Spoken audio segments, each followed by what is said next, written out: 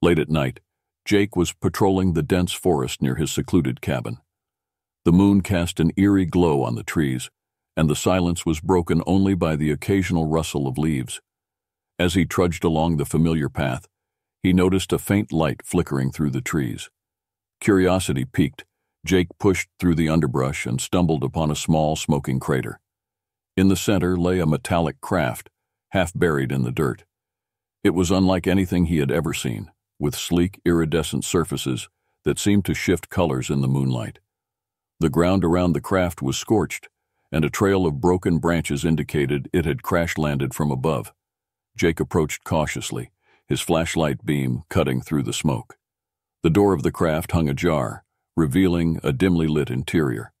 He could see the outlines of strange, unfamiliar technology, panels with alien symbols, lights that blinked in rhythmic patterns.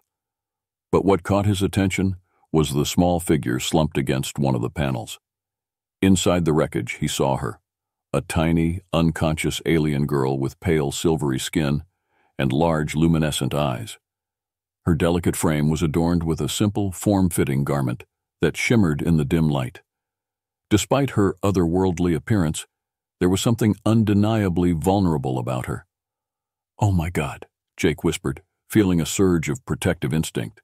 "What happened to you?" He glanced around, half expecting more aliens or some kind of rescue team, but the forest remained silent. It was clear she was alone. Kneeling beside her, Jake checked for signs of life. Her breathing was shallow but steady, and there were cuts and bruises on her skin. She needed help, and fast. Carefully, Jake lifted the fragile alien girl from the wreckage. She was light, almost weightless, and her skin felt cool to the touch. He wrapped her in his jacket, her small body shivering slightly, and hurried back to his cabin, his mind racing with questions. Who was she? How did she end up here? And more importantly, who had abandoned her? Once inside his cabin, Jake laid the alien girl on the couch, moving quickly to treat her injuries.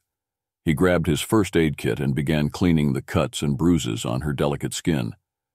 Her alien physiology was a mystery, but he hoped basic first aid would still help. The girl's breathing remained shallow, and she occasionally winced in pain. Jake's heart ached at the sight of her suffering. "You're safe now," he murmured softly, though he doubted she could understand him. "I'll take care of you." As he worked, he noticed her opening her eyes slightly, large and luminescent, filled with fear and pain.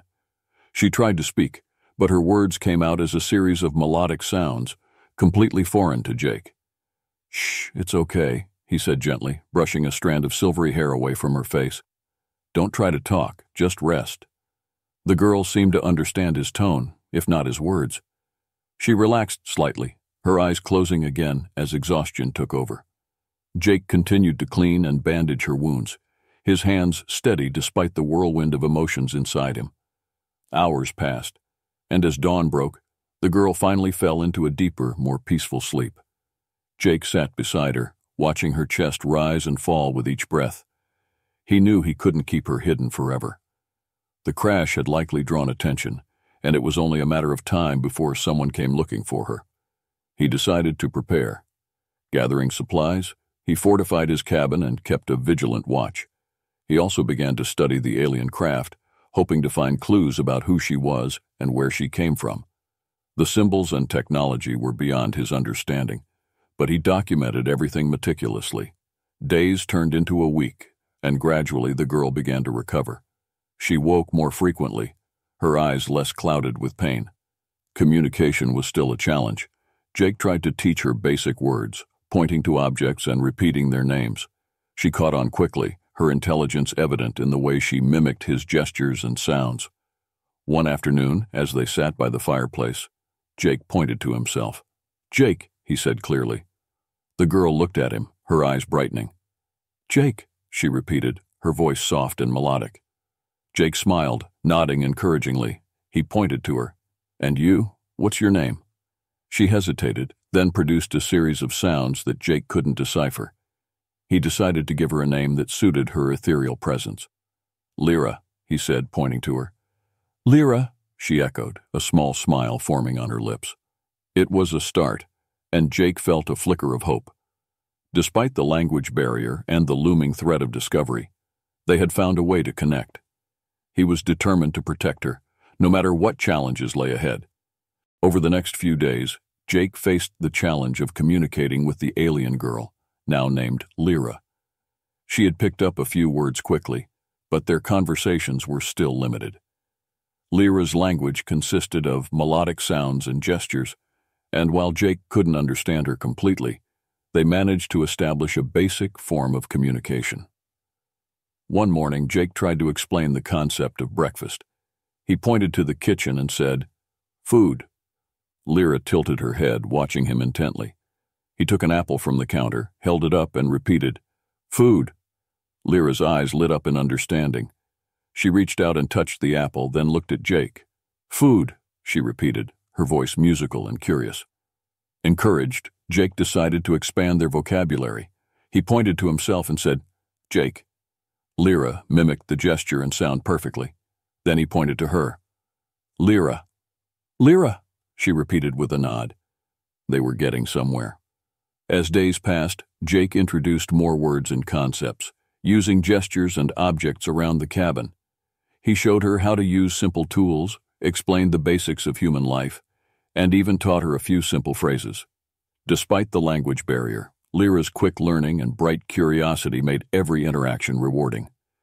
One evening, as they sat by the fire, Jake decided to ask about her origins.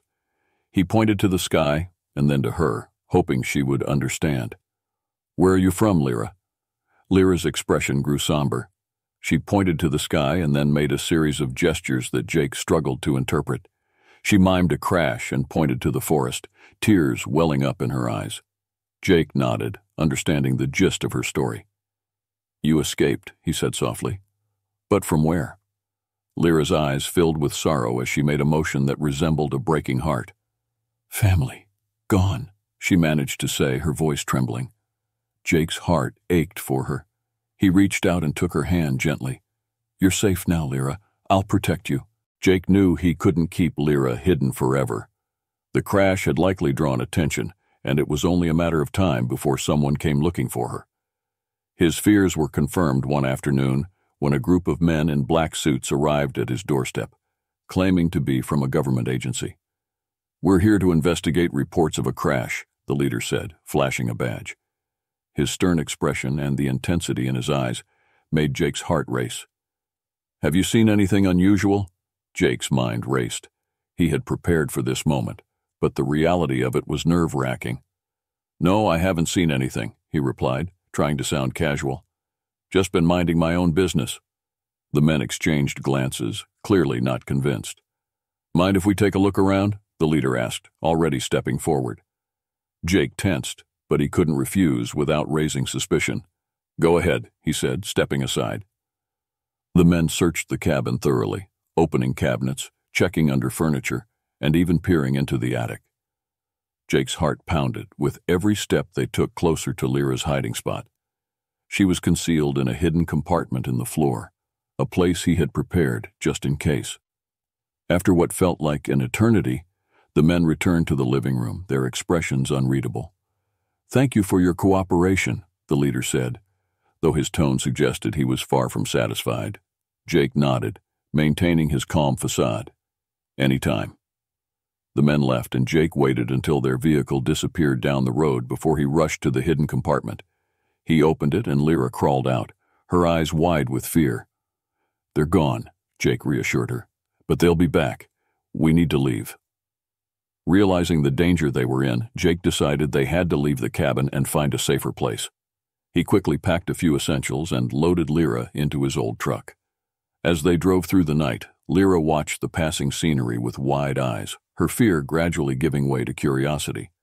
"We need to find a safe place for you," Jake said, glancing at her. "Somewhere they won't find us." They drove for hours, finally stopping at an abandoned cabin deep in the mountains. It wasn't much, but it would have to do. "This is our new home," Jake told Lyra. "We'll be safe here." Lyra nodded, her trust in Jake unshaken despite the ordeal they had just gone through. As they settled into their new refuge, Jake couldn't shake the feeling that their journey was far from over. The men in black were relentless, and they wouldn't give up easily. But for now, they had a moment of peace, and that was all they could hope for. Realizing the danger, Jake and Lyra knew they had to stay on the move. They spent their first few days in the new cabin preparing for a nomadic lifestyle. Jake taught Lyra how to pack light, what supplies they would need, and how to stay hidden. "We need to be ready to leave at a moment's notice," Jake explained, packing a small backpack with essentials. "Food, water, first aid, these are the things we can't live without." Lyra nodded, her understanding growing with each passing day. She helped pack and prepare, her quick mind absorbing every bit of information Jake shared. They traveled at night, moving from one secluded location to another, always staying one step ahead of their pursuers. One evening, as they set up camp near a small hidden stream, Jake looked at Lyra and saw how much she had changed since he first found her. She was stronger, more resilient, and her fear had been replaced with determination. "You're doing great, Lyra," Jake said, handing her a canteen of water. "We'll get through this." Lyra smiled, her eyes reflecting gratitude and resolve. "Together," she said, one of the many words she had learned. As they continued their journey, Jake kept a close eye on their surroundings, always on the lookout for any sign of danger. He knew the men in black were still out there, searching for them, but he was determined to protect Lyra at all costs. In the isolation of their travels, Jake and Lyra began to bond deeply. Lyra's injuries had healed, and she grew stronger each day. Jake taught her not only English, but also survival skills, how to forage for food, how to build a fire, and how to navigate using the stars. One night, as they sat around a campfire, Jake decided it was time to share a bit of his past. "I used to be in the military," he began, poking at the fire with a stick. "I've seen a lot of things, been through a lot, but nothing like this." Lyra listened intently, her eyes wide with curiosity. "Military?" she repeated, testing the word. "Yes," Jake nodded. "I was a soldier, but after my service I wanted peace. That's why I moved out here, away from everything." Lyra seemed to understand. She pointed to herself and then to the sky. "Family? Gone," she said, her voice tinged with sadness. Jake's heart ached for her. He reached over and gently squeezed her hand. "I'm sorry, Lyra. You're not alone anymore. You have me." Lyra's eyes filled with tears, but she smiled. "Jake, family." The bond between them grew stronger with each passing day. Jake admired Lyra's resilience and her quick learning. She was not just a survivor, she was thriving despite the challenges they faced. They communicated more effectively, their conversations becoming richer and more meaningful. One day, while foraging in the forest, Jake taught Lyra how to recognize edible plants. "This one's good to eat," he said, pointing to a cluster of wild berries. "But this one," he continued, pointing to another plant, "is poisonous. Remember the difference." Lyra nodded, repeating the information back to him. She was a fast learner, and Jake was proud of her progress. As they sat by the fire that evening, Lyra surprised Jake by starting a conversation. "Why, help me?" she asked, her English much improved. Jake looked at her, surprised by the question. "Because it's the right thing to do," he replied simply. "I couldn't just leave you there, you needed help." Lyra nodded thoughtfully. "Thank you, Jake." "You're welcome, Lyra," he said, feeling a deep sense of connection and responsibility. "We're in this together." The days turned into weeks, and their bond grew even stronger. Jake and Lyra learned to trust each other completely, relying on one another for survival. Their journey was far from over, but they faced it with a united front, ready to tackle whatever challenges lay ahead. Despite their best efforts to remain hidden, the men in black finally tracked them down. Jake and Lyra were out foraging when they heard the unmistakable sound of helicopters overhead. Panic set in as they realized their location had been compromised. "We have to move now," Jake urged, pulling Lyra along. They ran through the forest, ducking and weaving to avoid detection. The sound of footsteps and barking dogs grew closer, echoing through the trees. Jake's military training kicked in as he led Lyra through a series of evasive maneuvers. He used his knowledge of the terrain to their advantage, guiding them through dense underbrush and across streams to mask their scent. Despite their efforts, the hunters were relentless, closing in with every passing moment. "We can't outrun them forever," Jake said, his breath ragged. We need a plan." Lyra nodded, her eyes wide with fear but determined. "What? Do?" Jake scanned the area, his mind racing. "Let's split up. I'll lead them away, and you find a safe place to hide.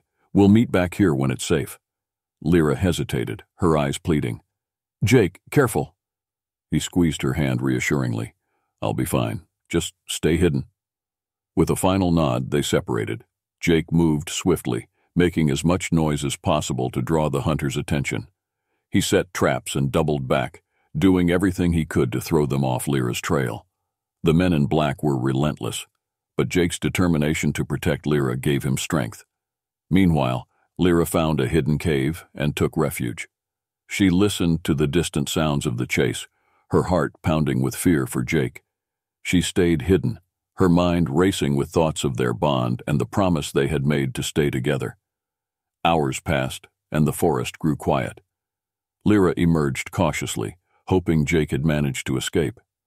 She made her way back to their designated meeting spot, her heart heavy with worry. Jake led the pursuers on a wild chase through the forest, using his knowledge of the terrain to his advantage. He set traps and doubled back, doing everything he could to throw them off Lyra's trail. The men in black were relentless, but Jake's determination to protect Lyra gave him strength. He crossed a river, hoping to lose the dogs, and doubled back along a rocky ridge, leaving misleading tracks. He could hear the shouts of the men and the barking of the dogs behind him, but he pressed on, using every trick he knew to stay ahead. As the chase continued, Jake found himself nearing a steep cliff. He had an idea.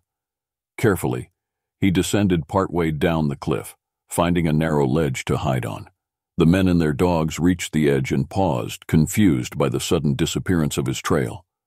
"Where did he go?" one of the men shouted, frustration evident in his voice. Jake held his breath, remaining perfectly still as the men spread out to search.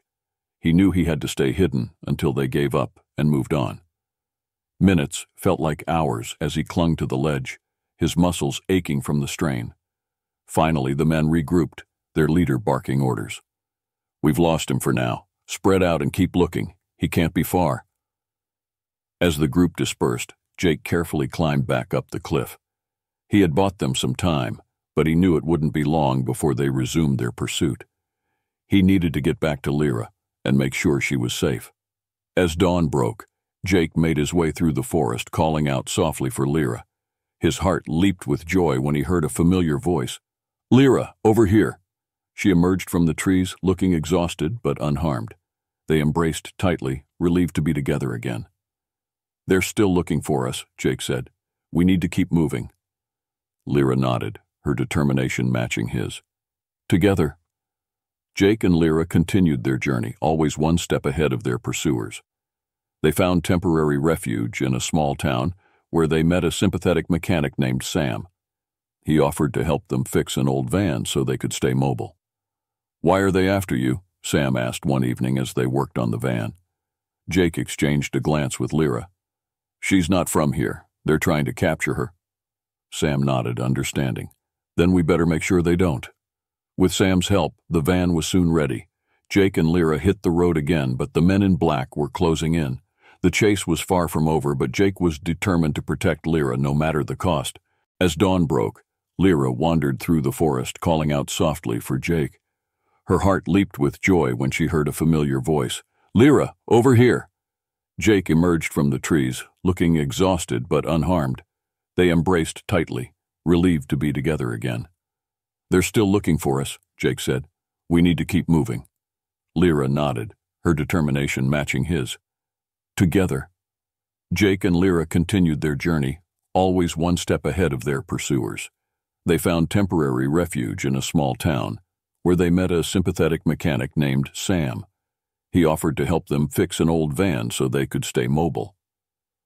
"Why are they after you?" Sam asked one evening as they worked on the van. Jake exchanged a glance with Lyra. "She's not from here. They're trying to capture her." Sam nodded, understanding. "Then we better make sure they don't." With Sam's help, the van was soon ready.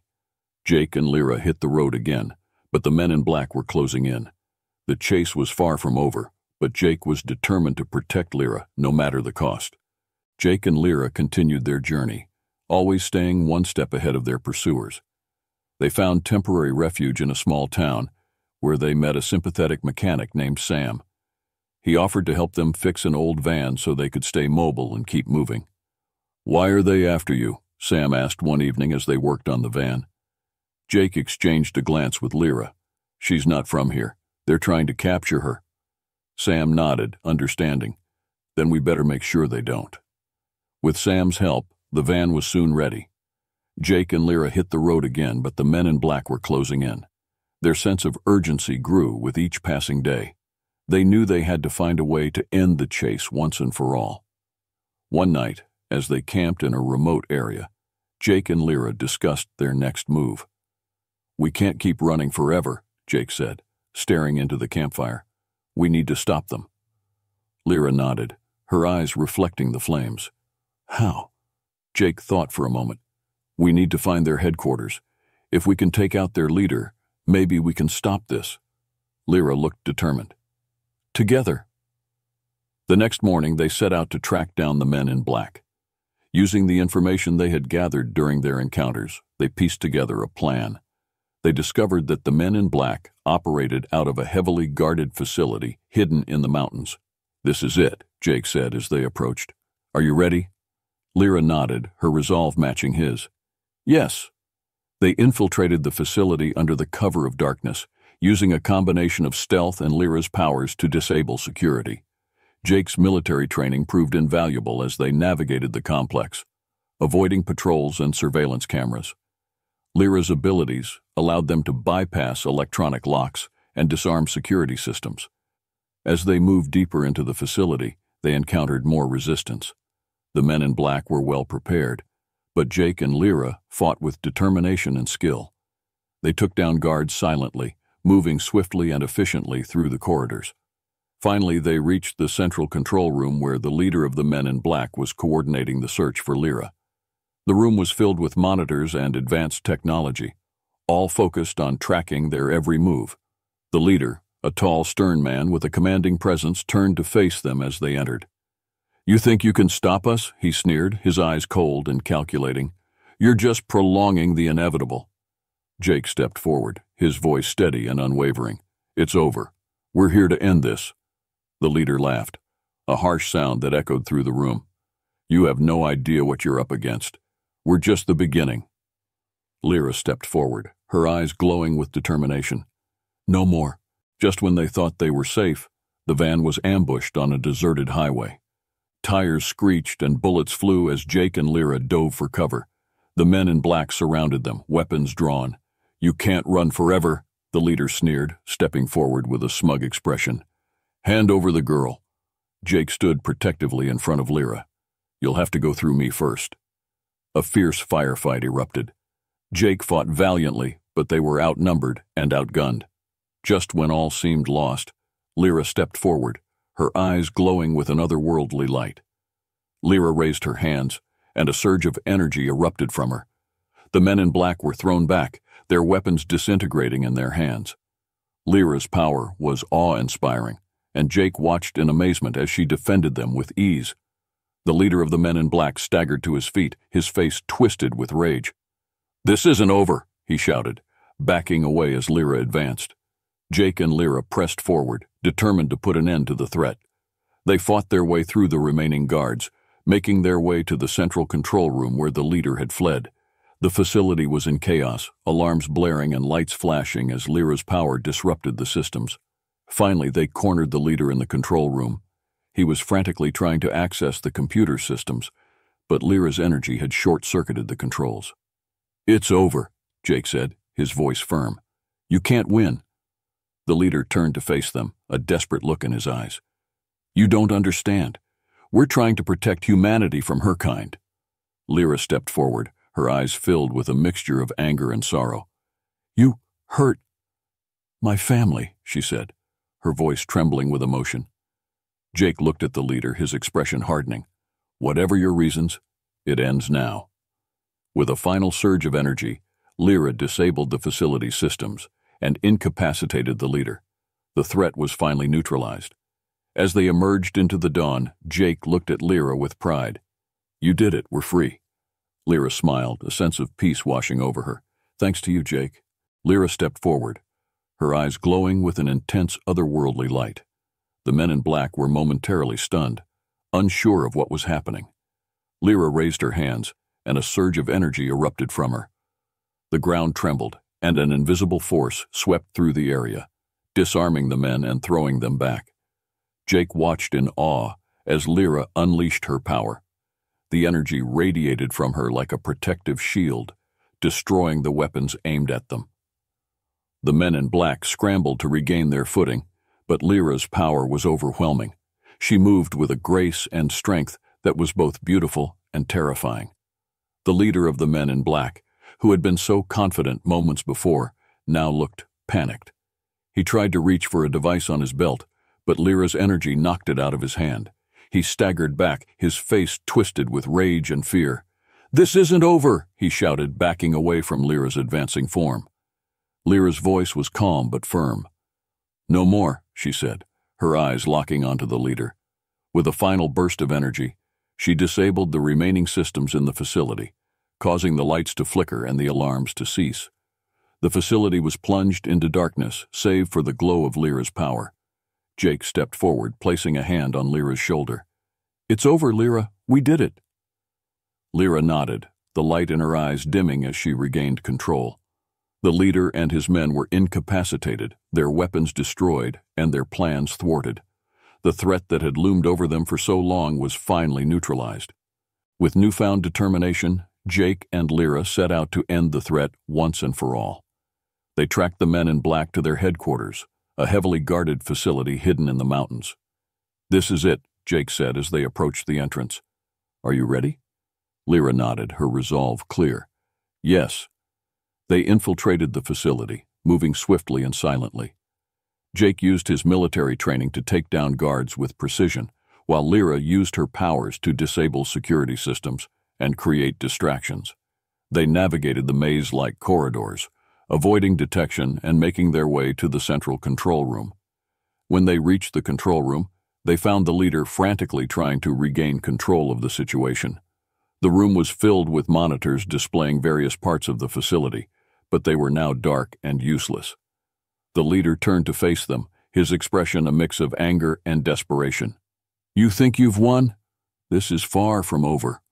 Jake stepped forward, his voice steady. "It's over. We're here to end this," the leader sneered, his eyes flicking to Lyra. "You have no idea what you're dealing with. We're trying to protect humanity from her kind." Lyra stepped forward, her eyes filled with a mix of anger and sorrow. "You hurt my family," she said, her voice trembling but strong. Jake looked at the leader, his expression hardening. "Whatever your reasons, it ends now." With a final surge of energy, Lyra incapacitated the leader and shut down the remaining systems in the facility. The threat was finally neutralized, and the facility fell silent.